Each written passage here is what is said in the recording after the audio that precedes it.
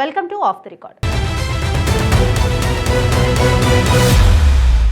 ఢిల్లీ వేదికగా సాగుతున్న ఆ హై డ్రామాకు మరికొద్ది గంటల్లోనే తెరపడబోతోంది. తెలంగాణ బీజేపీలో ఎవరికి కేంద్ర బెర్త్ దక్కుతుంది? సిట్టింగ్ మంత్రులకు షాక్ తప్పదా, లేక కొత్త ముఖాలకు లక్కీ ఛాన్స్ దక్కబోతోందా? ఢిల్లీ నుంచి వచ్చిన ఆ ఒక్క ఫోన్ కాల్ వెనుక అసలు రహస్యం ఏంటి?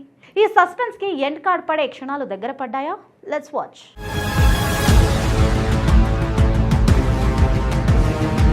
సెంట్రల్ కేబినెట్ విస్తరణ వార్తలు తెలంగాణ బీజేపీ వర్గాల్లో తీవ్ర ప్రకంపనలు సృష్టిస్తున్నాయి. ఢిల్లీ వేదికగా జరుగుతున్న ఈ కీలక పరిణామాలపై రాష్ట్ర వ్యాప్తంగా సార్వత్రా ఉత్కంఠ నెలకొంది. ప్రస్తుత మంత్రులు జి కిషన్ రెడ్డి, బండి సంజయ్ల భవిష్యత్తుపై రకరకాల ఊహాగానాలు వినిపిస్తున్నాయి. ఈ ఇద్దరు కీలక నేతల శాఖల్లో స్వల్ప మార్పులు ఉంటాయా, లేదా ఒకరిని తప్పించి కొత్త వారికి అవకాశం ఇస్తారా అనేది పెద్ద చర్చనీయాంశంగా మారింది. ముఖ్యంగా ఈ 2 రోజుల్లో ఎంపీలంతా ఢిల్లీలోనే అందుబాటులో ఉండాలని పార్టీ అధిష్టానం నుంచి పిలుపు వచ్చినట్లు తెలుస్తుంది. ఈ నేపథ్యంలో 3వ బెర్త్ రేసులో బలమైన నాయకుల పేర్లు తెరపైకి వస్తున్నాయి. సీనియర్ నేత ఈటల రాజేందర్ పేరుతో పాటు డీకే అరుణ పేరు ప్రముఖంగా ప్రచారంలో ఉంది. ఈ ఇద్దరిలో ఎవరికి అవకాశం దక్కినా రాష్ట్ర రాజకీయ సమీకరణాలు పూర్తిగా మారిపోవడం ఖాయం. ఒకవేళ కిషన్ రెడ్డి స్థానంలో డీకే అరుణకు లేదా బండి సంజయ్ స్థానంలో ధర్మపురి అరవిందకు చోటు దక్కితే గ్రూపు రాజకీయాలు మరింత ముదిరే ప్రమాదం లేకపోలేదనే టాక్ వినిపిస్తుంది. ఆదిలాబాద్ ఎంపీ గోడెం నాగేష్ పేరు కూడా ఈ రేసులో వినిపించడం సమీకరణాలను ఆసక్తికరంగా మార్చింది. కేంద్ర మంత్రివర్గంలో 30% పదవులను మహిళలకు కేటాయించాలనే ఆలోచనలో హైకమాండ్ ఉన్నట్లు సమాచారం. ఈ నిబంధన గనుక అమలైతే పాలమూరు కోటలో సీఎం రేవంత్ రెడ్డిని ఢీకొట్టి గెలిచిన డీకే అరుణకు లక్కీ ఛాన్స్ దక్కే అవకాశం ఉంది. రాబోయే 2 రోజుల్లో జరిగే ఈ పరిణామాలు తెలంగాణ బీజేపీ భవిష్యత్తును డిసైడ్ చేస్తున్నాయి.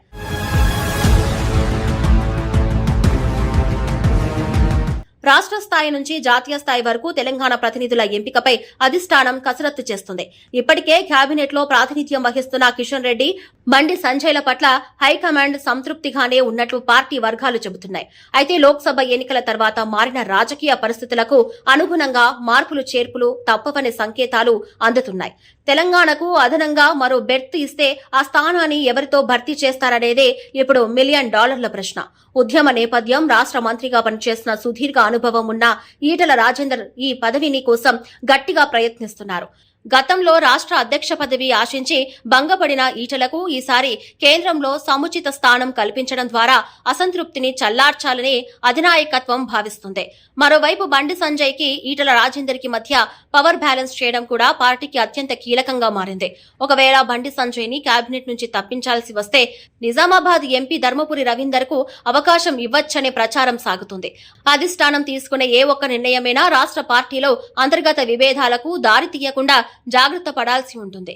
ఏదేమైనా ఢిల్లీ నుంచి వచ్చే పిలుపు కోసం ఆశావాహులంతా 1000 కళ్లతో ఎదురు చూస్తున్నారు.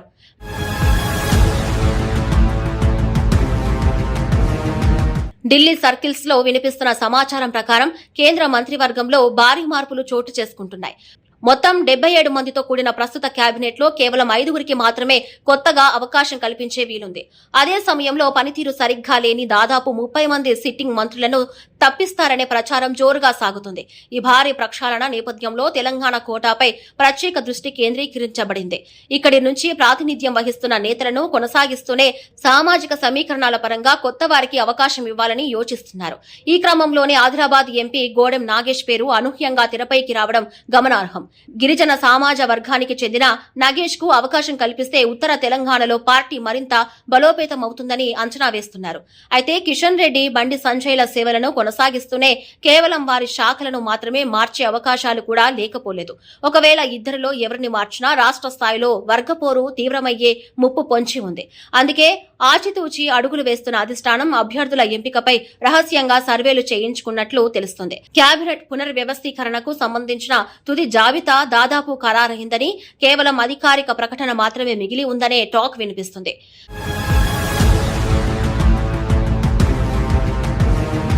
కేంద్ర మంత్రి మండలి విస్తరణ వేళ తెలంగాణ బీజేపీలో అంతర్గత సమీకరణాలు అత్యంత వేగంగా మారుతున్నాయి. ప్రస్తుత మంత్రులు ఇద్దరిని యథాతథంగా కొనసాగిస్తారనే నమ్మకం ఒక వర్గంలో బలంగా వినిపిస్తుంది. కానీ అధిష్టానం మాత్రం రాష్ట్రంలో బలపడడానికి ఈ అవకాశాన్ని ఒక ఆయుధంగా వాడుకోవాలని చూస్తుంది. తెలంగాణ నుంచి మూడో మంత్రి పదవి గనుక లభిస్తే అది ఖచ్చితంగా బీసీ లేదా ఎస్టీ సామాజిక వర్గానికి దక్కే అవకాశం ఉందంటున్నారు. ఈ నేపథ్యంలోనే ఈటెల రాజేందర్ కు కేంద్ర కేబినెట్ లో చోటు దక్కితే పార్టీ క్యాడర్ లో కొత్త ఉత్సాహం వస్తుందని భావిస్తున్నారు. అదే సమయంలో మహిళా కోట కింద డీకే అరుణకు ప్రాధాన్యత ఇస్తే దక్షిణ తెలంగాణలో పార్టీకి తిరుగుండదని అంచనా వేస్తున్నారు. అయితే సీనియర్ నేత కిషన్ రెడ్డిని మంత్రివర్గం నుంచి తప్పించడం అంత తేలికైన విషయం కాదనేది విశ్లేషకుల అభిప్రాయం. ఒకవేళ ఆయనను తప్పిస్తే డీకే అరుణకు కేంద్ర మంత్రి పదవి ఖాయమేనని ప్రచారం ఢిల్లీ వర్గాల్లో బలంగా సాగుతుంది. ఎంపీలందరూ ఢిల్లీలోనే అందుబాటులో ఉండాలంటూ ఫోన్ కాల్స్ రావడం ఈ ఊహాగానాలకు మరింత బలాన్ని చేకూర్చింది. కేబినెట్ లో చోటు దక్కించుకునేందుకు అటు ఈటెలు ఇటు అరుణ తమదైన శైలిలో లాబియింగ్ ముమ్మరం చేసినట్లు టాక్ వస్తున్నాయి. రాబోయే కొన్ని గంటలు తెలంగాణ బీజేపీ భవిష్యత్ కార్యాచరణకు ఎంతో కీలకమైనవిగా మారబోతున్నాయి.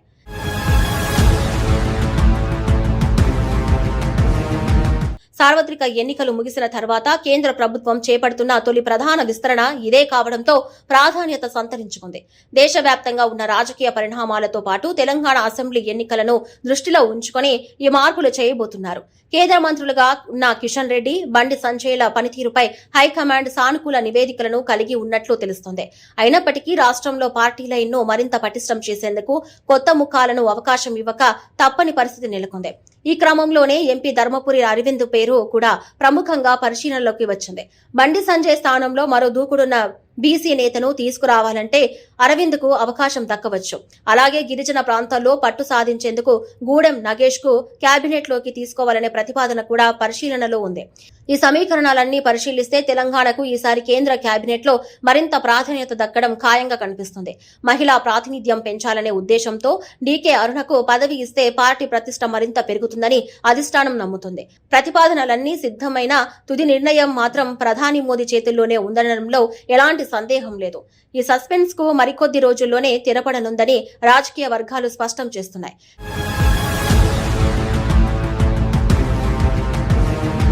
కేంద్ర మంత్రివర్గ పునర్వ్యవస్థీకరణకు సంబంధించిన ఉత్కంఠ మరికొద్ది గంటల్లోనే ముగియనుంది.